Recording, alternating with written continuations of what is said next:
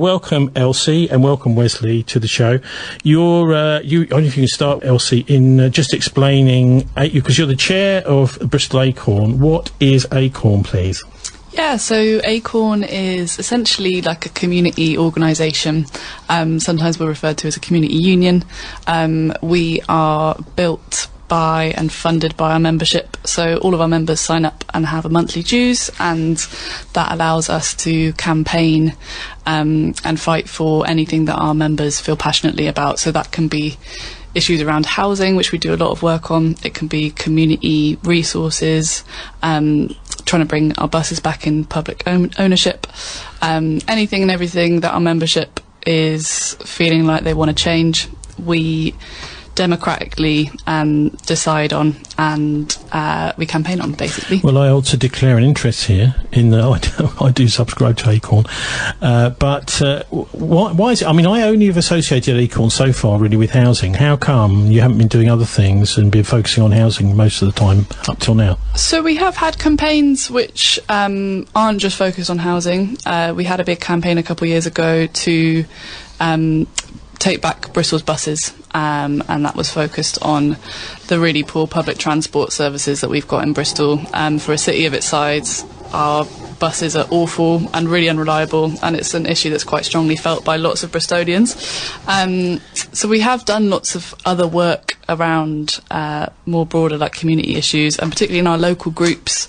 We've got smaller local groups across Bristol which often campaign on issues which are happening more directly in their local areas. Those aren't just housing related, but basically housing is a huge issue which is affecting so many people in Bristol. Rents are incredibly high, housing insecurity is horrific, people can't afford to live here. Those that can afford to live here are facing really awful conditions. They have no rights.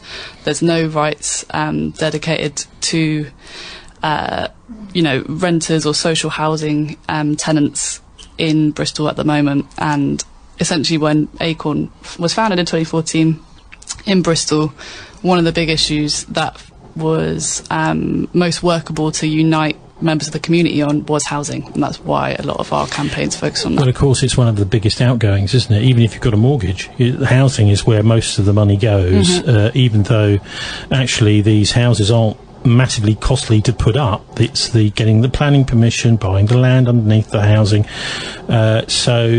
You talk about buses. I'll just, because I'm a lot older than you, I remember in the 1980s, 70s and 80s, going to school on the bus. I remember turning up, I think it was about 3.5 pence to go to the school, get the bus to school. They were pretty much on time, unless it was like driving snow or something, maybe they wouldn't.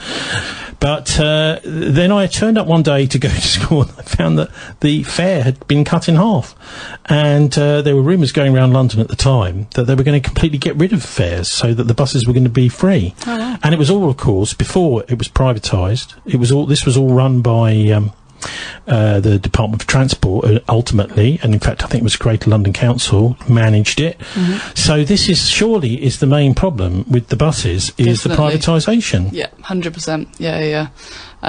Yeah. I think especially for people of my generation, like growing up with all of our public services now being privatised, the idea that things can be affordable or free is often seen as a bit ludicrous. But that's exactly it. The money's going somewhere. People aren't paying £2.50 plus for a single bus fare in Bristol and having awful services for no reason. Like, there's a connection there which is being lost, and it's because someone's profiting a lot from it. Yeah, I've stood with Dave at the Bear Pit, the bus stop near the Bear Pit at the bottom of Stokes Croft, and seen the bus. Oh, we're going to be about 2 or 3 minutes. I'm just getting ready to go. As the bus is about to pick Dave up, and it just sort of flashes, it's gone. And there's been no bus. It was what they call a ghost bus, and this is the way that they're everywhere. I don't know what's going on, but they're everywhere. Maybe it goes high in the sky or something, or maybe it's, who knows where this bus is.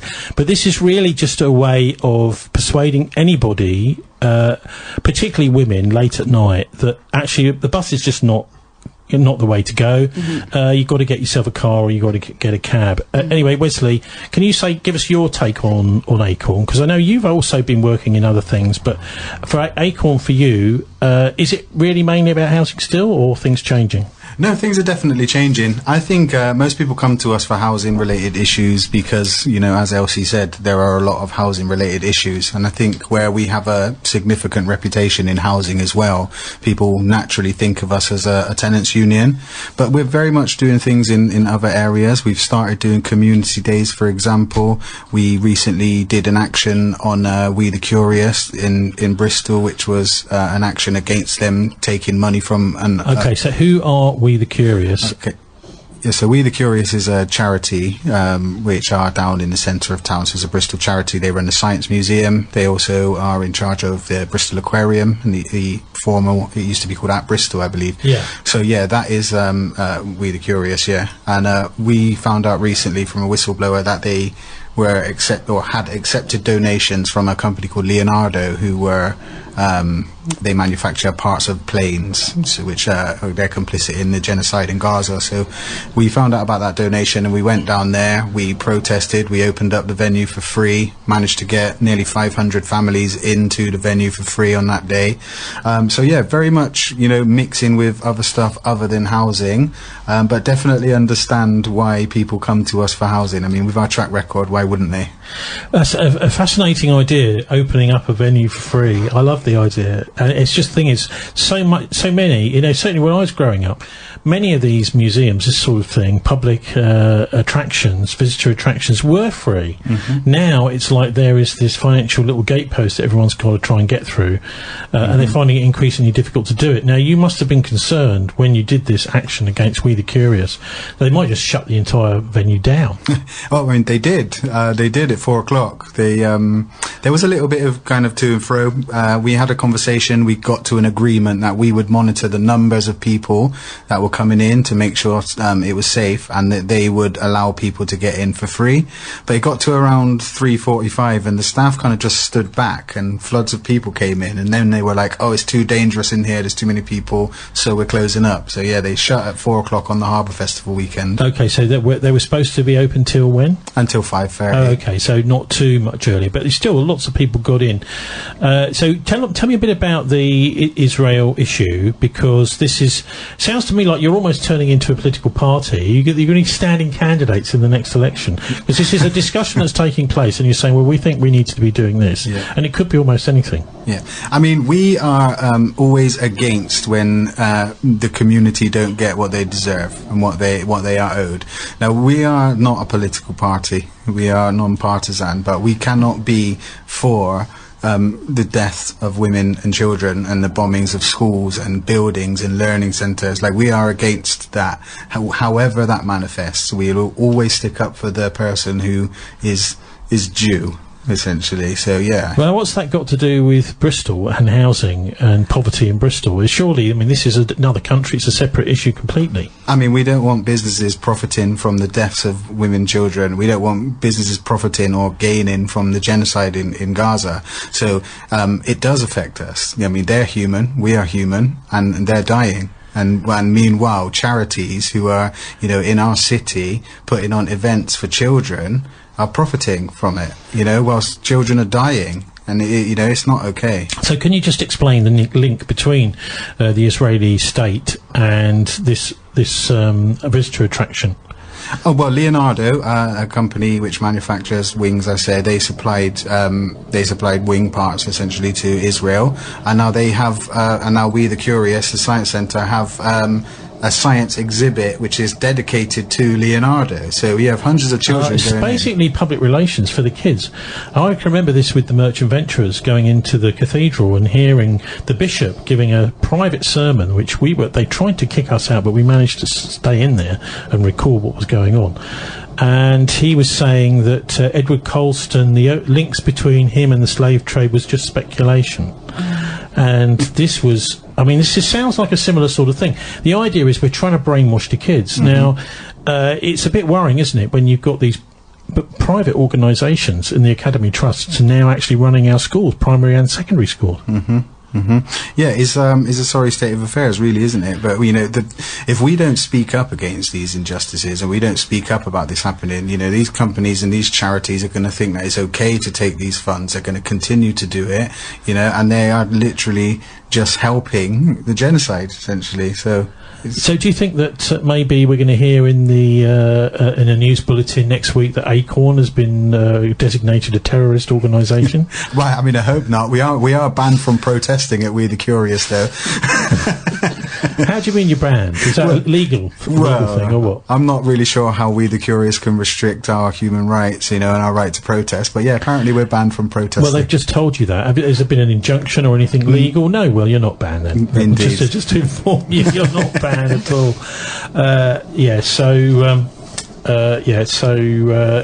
Sorry, Elsie, you're.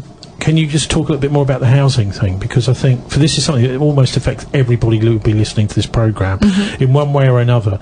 I'm in social housing. I feel very, very lucky that I've got that assurance and that the rent is fairly reasonable. But even so, every year it's increased the maximum they possibly can, and they've now started doing this little game where the service charge, even though that isn't restricted, but for the inflation, and so they're doing massive increases to the service charge, and we're looking around saying, well, hang on, we've lost our gardener, we've lost our caretaker, the CCTV, we've lost access to that, and this is what we're paying for, but the service charge has more than doubled. So what is it that's about are there any, I will ask you about, it's about solutions to it. I mean, obviously ACORN have thought this through a bit, and what would you like to see? Because many people are literally in the point where they are scared. They're about to be evicted. If they just manage, say if they upset the boss, they lose their job, they get the sack, they're literally a couple of paychecks away from eviction. Yeah, definitely. I mean, like, with ACORN's track record of what we do and how successful we are, whether it's social housing tenants, private renters, people who own their homes but maybe have not been able to keep up with mortgage payments, any person who is in housing that is too expensive and insecure and needs urgent repairs, every case we take on, our track record is to win. So essentially what we do is we organise kind of like member defence cases, and we bring people together, including the tenants in that particular situation, and we organise like a kind of campaign around their situation. Whether that's like a deposit being stolen or someone's at risk of eviction, we do physical eviction resistances in the community, tenants in social housing blocks, most relevantly lots of residents in Barton House.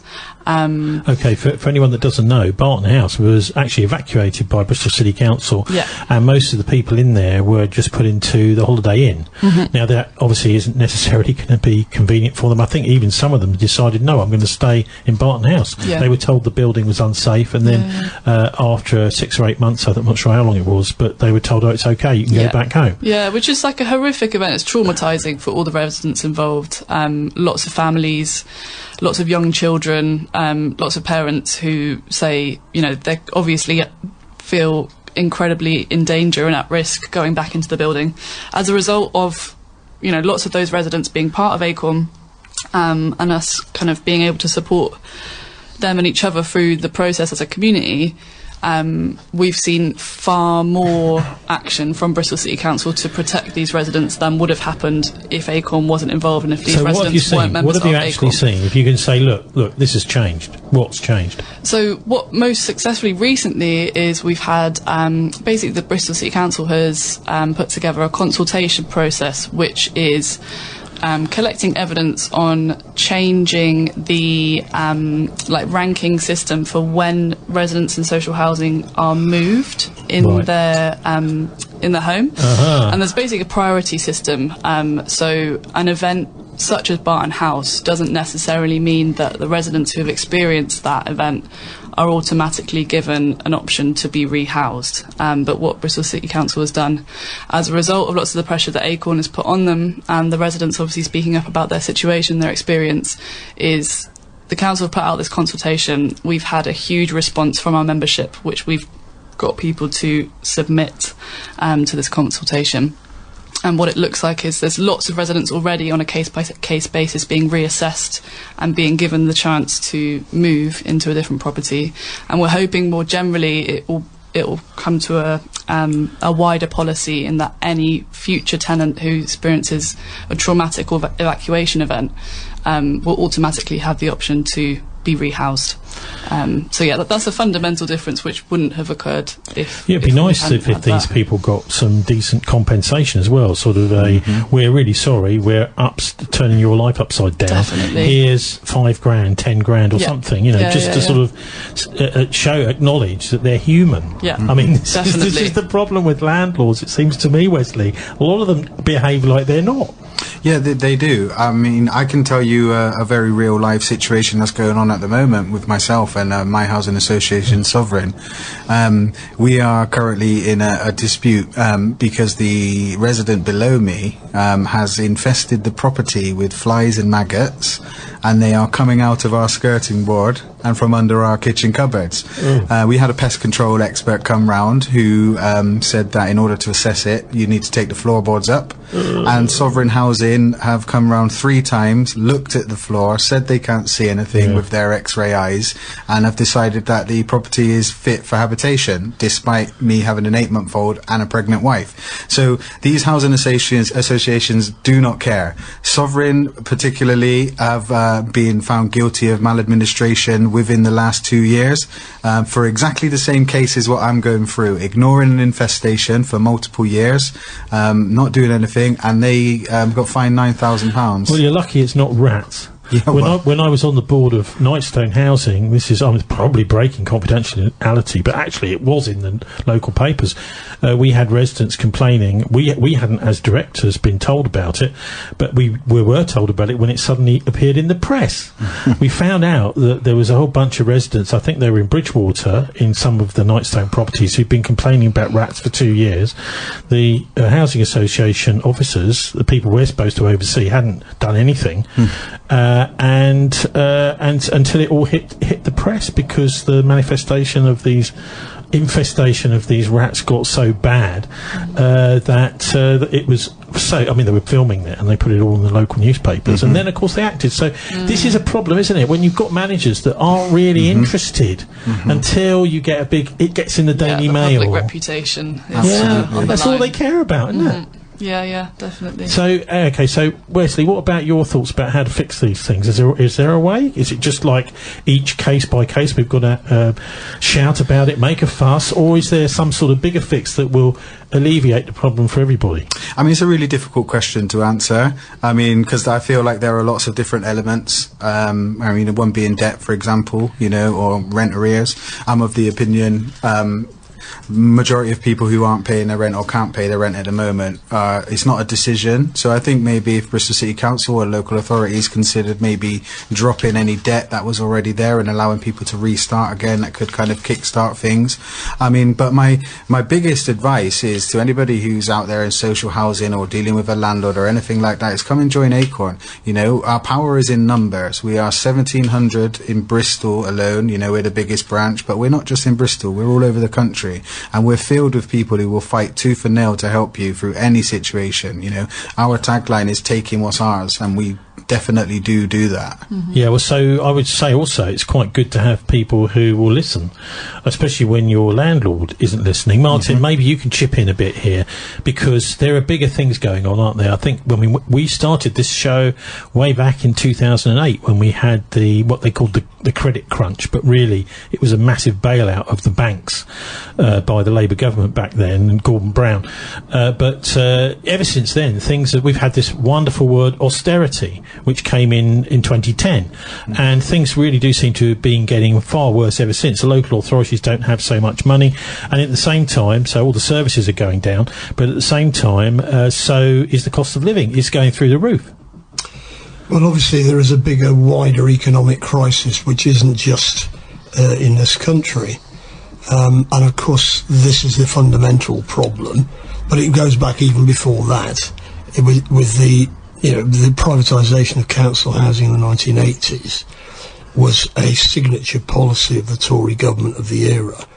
And of course what that did effectively was get rid of the possibility. I mean, council houses had been built from 1945 onwards as a means of balancing the housing market, so that people, it kept house prices down for everybody, because even you're going to get, because this is an alternative, a reasonable alternative at a reasonable cost. People aren't necessarily going to buy their own homes, and not everybody should buy their own homes. Quite a substantial proportion of the population don't earn enough money to buy a house. Now, we could actually raise their wages, but that means changing the way the system works as a whole. There was another side to the Thatcher policy, and that was that if you can turn these council tenants into homeowners, they might start voting Tory. Well, that's exactly why they did it, and it was rather successful. At one stage, Shirley Porter, who was the head of Westminster Council, was prosecuted and had to run away to Israel to avoid being imprisoned because she was selling off council properties in marginal wards so that she could get re-elected, and she was caught out doing it. Yeah, unreal. Well, it's unreal, but it's the whole idea. And don't forget, people who are buying their own houses, they don't pay capital gains on any of it, and first there's all sorts of incentives for people to buy their own houses, which brought in the 1920s, which has actually distorted the way the British economy functions. Everything is going into property prices. Nothing or very little goes into start-up businesses, which is the fundamental problem of the British economy. If you can make more money by building a conservatory, why are you going to build a better widget? You're not going to bother, are you? And we don't. Sue Cameron brought out a book, I think it was 2002. I've just re-looked it up. I remember this at the time, called The Cheating Classes. The idea is that these people who are like oligarchs are rich. I suppose the people who are running the Conservative Party, Lib Dems, even nowadays probably you'd say the Labour Party too. They think that they can keep the opposition down by cheating their way to the top. But look, what about Wesley? What about the van dwellers? They call them the van dwellers. I just call them the travellers, because we've now got something like 800 here in Bristol. People who just simply cannot afford. Obviously, some of your members will have been in the situation where they've been evicted for whatever reason, and they've just realised, look, if I spend a couple of grand on a vehicle, I can just live in there, put a bunk bed, get it converted, and suddenly they're not faced with this massive overhead every week of however many £100 for rent or mortgage. I mean, smart move, if you ask me. If my family was small enough to live in a van, I'd probably hang on, because some of the vans can be quite big. So you could even have a double-decker bus, and you can have maybe 5 bedrooms. Oh, no, well, that's a bit of an exaggeration. But, so the sky's the limit, isn't it, with vehicles? I mean, it is. I don't have a problem with it. I hear, I hear the locals up near the Downs are having a moan, aren't they, at the minute, about the van dwellers? Yes, because apparently their property prices might be affected. So they've got somebody who's rumoured to be from, and I probably shouldn't say this, this is only pure speculation, Ofcom, if you're listening, but it's apparently works in the arms industry, Mr Nelson, who's leading the charge against the van dwellers, and of course Reform UK have joined that little bandwagon. But what do you make of the van dwellers and people who are having to live in vehicles, caravans and stuff now? Yeah, I think it's a symptom of a broken housing system, basically. It makes total sense why so many people in Bristol who cannot afford to live here, or let alone can't afford to live here, but literally find somewhere to live in Bristol. It's so difficult to find a rental property or a room in someone else's house that you can afford or just is available. So I totally get why it's happening, and I think my opinion personally is it's interesting that residents in an area of Bristol that's the most affluent, has the most space, has the most green space available to them, are angry about people who have little residing alongside them. And I think it's an interesting kind of contrast of people, and I think the people who are angry about it need to reassess why people are getting to a point where that is their means of take a good look home. in the mirror. Yeah. Martin, this is the market, isn't it? Really, it's just Bristol. A lot of people want to live in Bristol, and this is, I'm afraid, is market forces. Well, it's market forces in one way, but as economists have pointed out since the 19th century, they're not making any more land. So what happens is that if you chuck all this money at property, it rises in value because you can't increase the supply. And that's why the argument was made in the 19th century by people like John Stuart Mill and so on for the nationalisation of land, because all this money is unearned income. You don't have to do anything to get it. And of course, if you talk to the farmers, they will probably disagree. Farmers are doing something else apart from owning the land. That's true. Yeah, they're doing something else as well. Yeah. So that's we could go into the economics of farming, but that's a slightly different topic. Maybe we will. Yeah. Well, it's a different topic though. There's been lots happening this week. Inside Bristol city boundaries, we don't do too much farming. So it's a fundamental problem, but of course it's a whole system. Because once once you're on the housing ladder, you become a potential beneficiary, even at a small level. Yeah. So what they do is they're trying to dangle this carrot in front of people so that they will get on the housing ladder, and then of course they can make capital gains without having to do any work. I mean, where I lived in West London at one stage, people could have sat in their houses during the property boom, and they've got more money doing nothing than going to work in the city. They were going to work in the city. Oh, I don't know about that. Well, no, it depends what you're doing in the city. Well, if you're sweeping the streets in the city, maybe. The point is that that's not a rational way to run an economy. And we've been doing this for years. It's what we used to call stop go, but it isn't stop go. It's go stop. So as the economy in Britain starts to pick up, it's not doing that at the moment. But if it was, then house prices start to rise. That pushes prices up in the southeast of England, in the hot core of the economy, and as that happens, you then have to raise interest rates to keep inflation down, and that means that everything north of the Wash, but things are changing. Is kicked things out. Are changing. It just closes industry down north of the Wash. There's a record number of people now who are saying, actually, no, I can't pay my mortgage. So they've tried to get on the gravy train, trying to get on the bandwagon, but they're having to say, no, I just cannot continue to pay my mortgage. What's actually happening now? I noticed today that prices have started to go up again, having gone down for 2 months. So it's wobbling around like this. Now, at a certain point, I think, with the blowing up of the Nord Stream 2 pipeline by the Russians and the potential for war in the Middle East, there's going to be a crash. And when that happens, property prices are just going to go through the floor. What that means for me as a private rented person is that my buy-to-let landlords who are Welsh farmers will want to sell the house, which means that we will all be evicted. And we won't be able. This is what happened to me in the crash last time.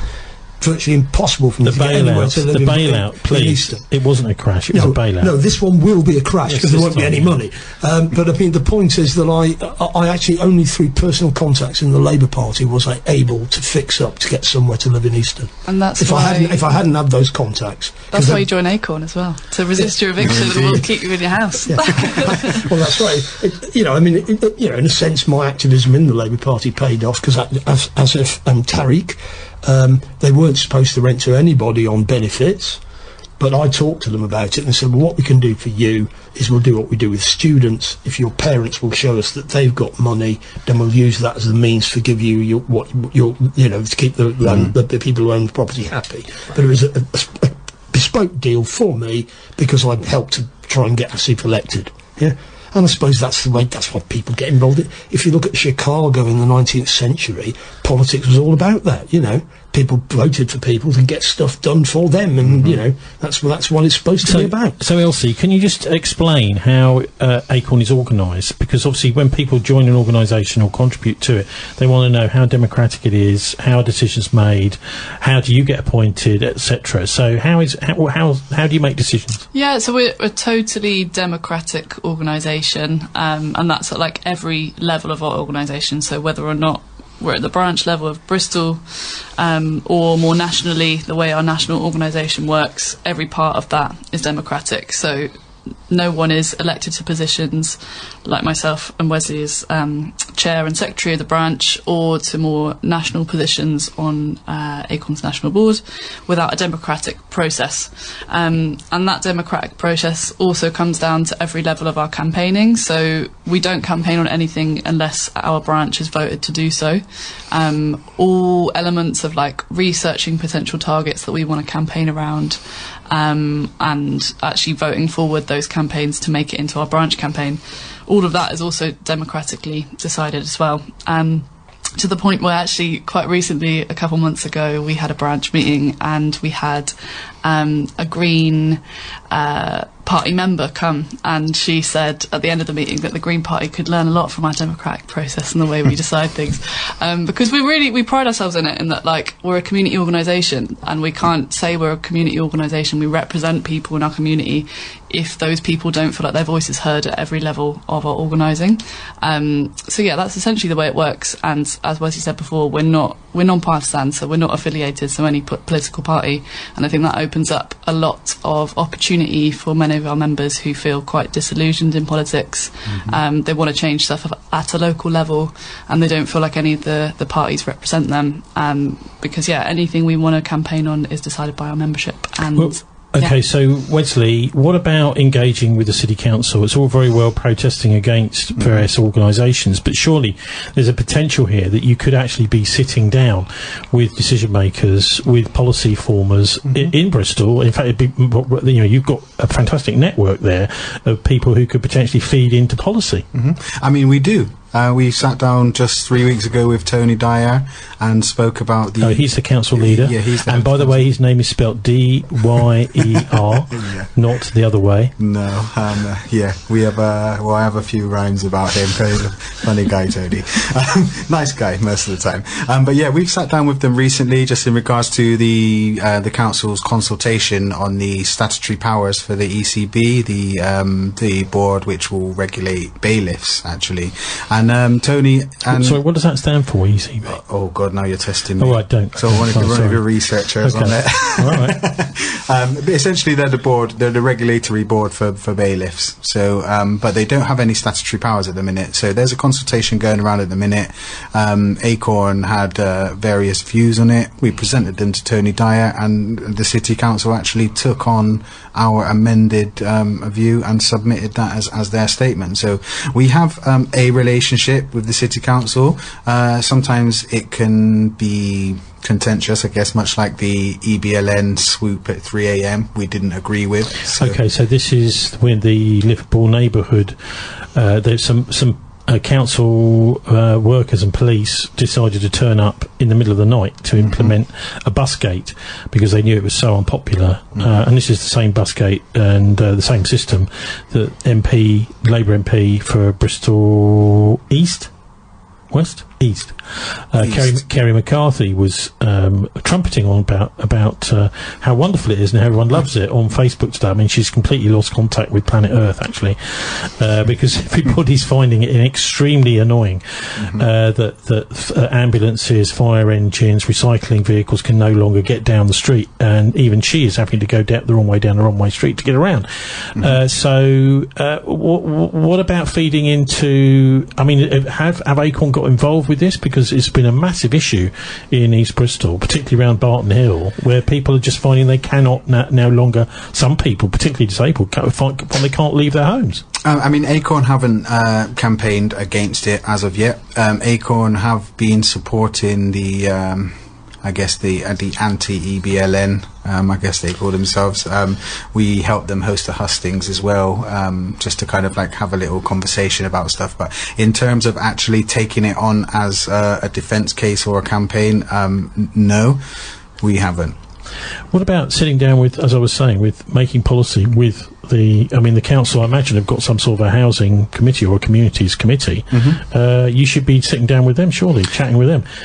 Yeah, so we have what's called the Homes Board, and we have a Homes Board rep, so one of our members goes and sits down regularly with the council and speaks about policy and stuff like that. But in terms of having any kind of like I guess genuine input in terms of like us making decisions, we're not quite at that point yet. No, you're not councillors, are you? No, not yet, but we definitely will light a fire under them if they don't do what we say. I think you should be. I think you should be, because you're so in touch with...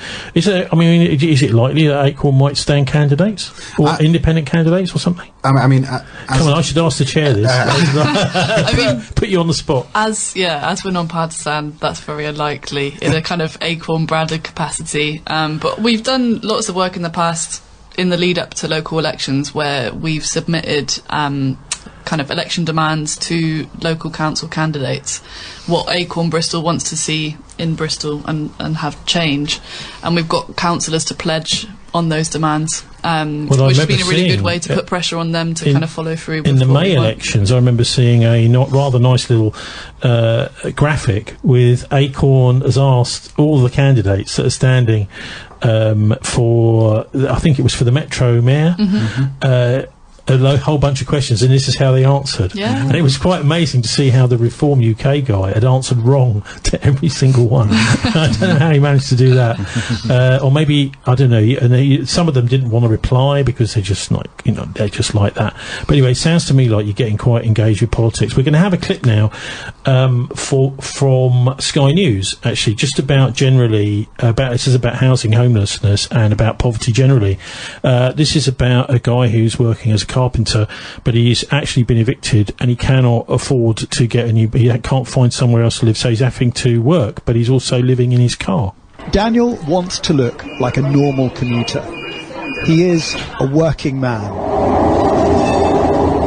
But this is also where he sleeps.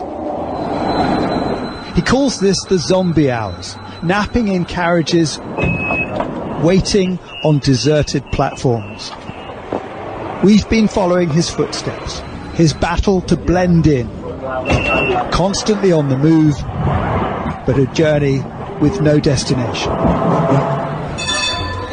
You probably didn't expect to find yourself in this situation. No, you kind of working hard all your life. You don't think the bubble's going to burst. The next stop. So you're looking now at somewhere where you're not going to get wet. So one option's trams, other option's trains or buses. Daniel's road to homelessness was complex. A period off work looking after dying parents, bad flatmates, an employer not paying him for a job. Still, he tried to keep working as a carpenter. You don't look homeless, is the first thing I noticed.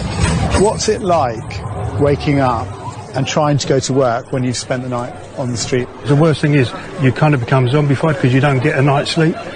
Daniel has a bag system, a carrier for dirty laundry, rucksack for clean, a small essentials bag on top.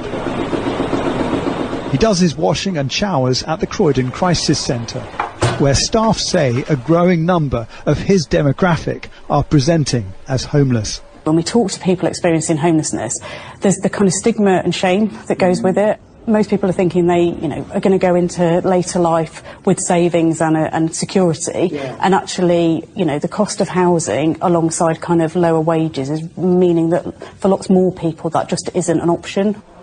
A crisis survey has found more people on the cusp of homelessness in the twilight of their working lives. Daniel says being homeless makes it harder to do his job. Me not being able to work skillfully with tiredness, lack of sleep, lack of washing facilities, and lack of food. And you actually keeping yourself clean and, working after yourself. You don't change the person you are. Daniel has one way of holding on to who he is. His last foothold on normality, a lockup where his stuff of life is kept in storage. So that's the tale. I was completely wrong about the car. I mean, it's even more extreme in a way. This guy's actually sleeping on trains. He's got himself a ticket, sort of travel pass or whatever, so he's just able to go round and round on underground trains or backwards and forwards on a train because that's the only place he can sleep, Wesley. Yeah, really sad. I've been homeless myself, so something he said in that, what Dan said there, you don't change being yourself. It gave me goosebumps because, you don't. And being in a situation which you might not be used to, you feel all kinds of sorts of emotions, you feel sorry for yourself, you feel angry at yourself, you feel embarrassed, you feel desperate. So to hear of somebody travelling around on the trains at night just to stay warm and dry is this 2025? How is it happening? How? Yeah, well, it's just unbelievable, really, that to allow this kind of thing. But I suppose, in a way, Martin, this is just a result of kind of neoliberal philosophy without any actual. A lot of city councils, including Bristol, now hardly see housing as one of their things that the remit. So people like this, they just sort of fall through the gaps in the floor. Well, I think the city councils still see housing as central to what they're supposed to be doing. Well, why are they housing all these 800 people in vehicles? Resources, Tony. They've got land. Yes, and have they got money to develop it? They don't need money. These people just need somewhere to park up. All right, yes, okay. So you're just talking about people on. You're talking about a particular the problem. council are not interested in using the resources that they've got to actually give people somewhere to park. Okay, it's not going to cost the earth, is it? To bring in, say, for example, fresh water. That's about all we need. Bin collection. I take the point that they could be more flexible in their approach to people who are in that situation. But underlying all of this is the fundamentally poor economic decisions that have been made by central government for 40 years. We're about to go into a massive crisis. It's going to cause an awful lot of pain and suffering. But at the end of that, let us hope that we can get back to basics and do all the things that we could have been doing all along, but we chose not to. Because in actual fact, none of this was necessary. None of it. Carpenters sleeping on trains. So, Elsie, you've got some events coming up, haven't you? And also, actually, you want to talk about the bailiff campaign. So what's that about? I don't like bailiffs personally. In fact, I've got a little sign I sometimes carry with me saying, what is it? I think it says... ban evictions. No evictions. No to evictions. Because I mean, this in a way is this is the sharp end of the poverty. Is the people's fear of being evicted. If we could get rid of that, suddenly things are going to change. Yeah, I mean, I don't like bailiffs either. By the way, I just want to point that out. Like, I don't like them. I think how somebody could take a job where they go and take other people's stuff is just beyond me. It's just crazy. But so ACORN Bristol, we started a campaign, getting it almost 6 months ago now, I think, which we're calling Boot the Bailiffs. So we want to end the use of bailiffs in Bristol for particular debts. So anybody on benefits, any council debt, and things like that. So yeah, we've been campaigning, visiting various bailiff offices, demanding that they stop collecting or produce things. So did the council send bailiffs out? For people who haven't paid their council tax, for example? They do, yes. In fairness to the council, you know, they are one of the people who take the longest to get to that stage, but absolutely, yes, they do. One of the main things they send bailiffs out for the moment is the clean air zone charges and stuff like that. So that is predominantly... The toll? You mean the toll? Yeah. It's just crazy, isn't it? I got caught in a bus gate. I think you should call it the dirty air toll. Because I mean, in my car, it is, because you have to go like about 3 miles round instead of 1 mile, and so of course you're making the air more dirty. And so anyway, sorry. I remember not long ago the government were telling us all to buy diesel cars, right? Because it was apparently safer, and you know, now it's just crazy. But you're right. But yeah, essentially we've vowed to end the use of bailiffs in Bristol. We don't like their barbaric ways. You know, we don't like. One of our members has been dragged down the stairs half naked out of her house by a bailiff. You know, other people have had company cars clamped. You know, or cars on finance. We had a member, Sharon, who had her car taken away despite her being a carer and using her car for work. You know, so these bailiffs, I guess we don't really have a problem with debt collection as such, you know, if it's done in an ethical way. But when you send in bailiffs out who will take something purely because it has sentimental value, just to coerce you into paying a fine that's been exploited and blown up, you know, I go for a bus gate, I get fined £60. By the time a bailiff comes to my house, it's 560, and they just make up what the charges is for. It's not okay, you know, it's hurting people. It's not okay. In fact, I think some of these people need to be held down on the ground physically and injected with a bit of humanity. I agree with you 100%. I do. It's atrocious, some of the things I've seen from bailiffs. I mean, a bailiff grabbed me by the testicles. You were there, Elsie. You saw that. You know, these guys are crazy. I mean, what sane human being grabs another person by the testicles and squeezes them? Well, I suppose I didn't realise that ACORN was doing rugby matches with the bailiffs. I mean, I didn't. That's not even allowed in rugby. No, it's not. It's not. Oh, yeah, well, look, hang on. If you can't see it, isn't it? I mean, that's true in rugby. It was at our school. That's right. I'm joking. But seriously, you've got some events coming up as well. You've got your annual meeting on Monday. Yeah. So where and when is that, and what happens? So, do you want to take this one, Elsie? Yeah, sure. So it's a monthly branch meeting. So it happens the first Monday of every month, and we have them at Docklands Community Centre in St Paul's. And yeah, 7 till 8:30 on next Monday, the 4th of July. Of August. Oh God, sorry, where's the time going?